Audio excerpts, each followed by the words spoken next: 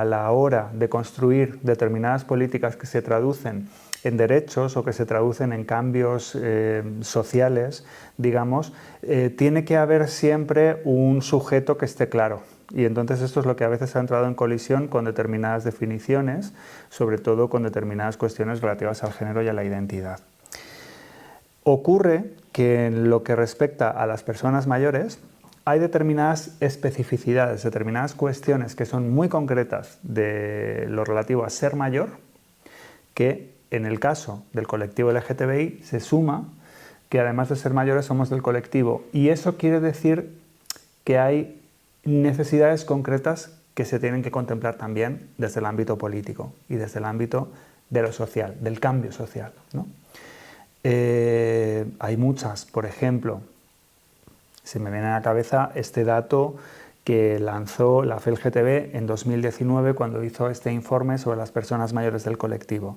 Hay más de un 15% que tienen una pensión no contributiva. ¿Qué quiere decir esto?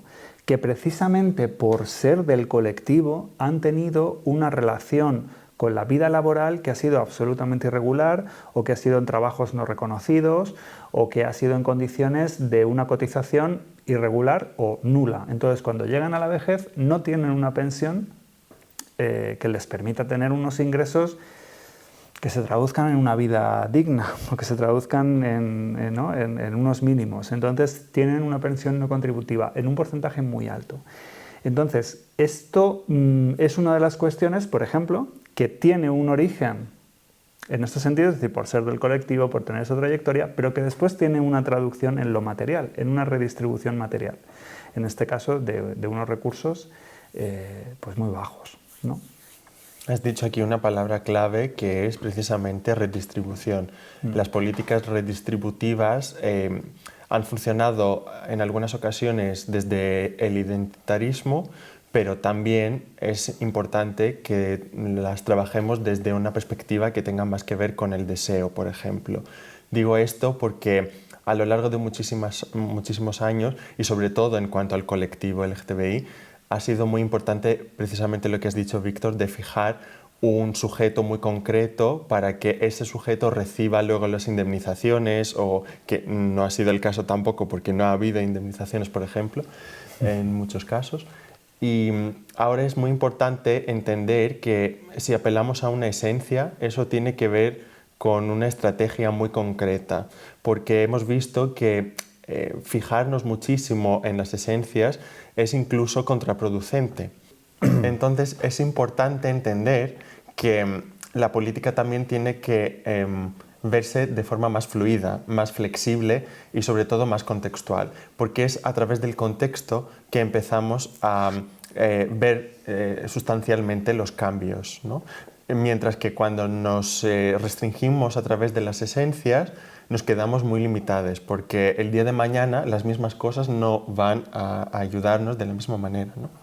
Vamos a cambiar, es decir, la idea es que estamos cambiando permanentemente a lo largo de la vida, y esto es algo que también nos han enseñado tanto los diferentes feminismos, la interseccionalidad, incluso los estudios queer. Las cosas son cambiantes, la vida es cambiante. Entonces es cierto que hay una parte de las políticas orientadas hacia el cambio social que, si están basadas en este esencialismo, se pierden, se quedan obsoletas con cierta rapidez y sobre todo dejan mucha gente fuera.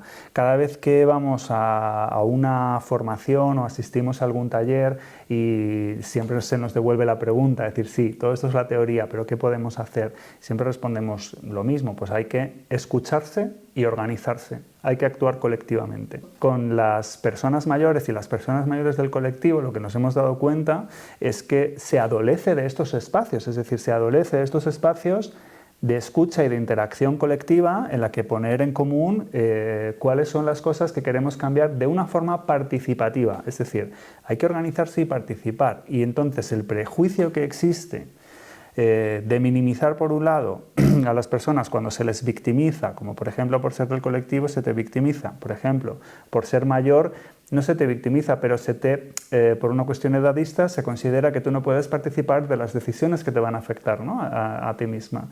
Entonces, cuando esto se junta, lo que nos encontramos es que no se produce una escucha con este sector de la población que tiene una problemática y tiene unas cuestiones específicas. La manera de convertirse en actores participantes es organizando y creando además estos espacios de escucha colectiva, ¿no? Y de organización.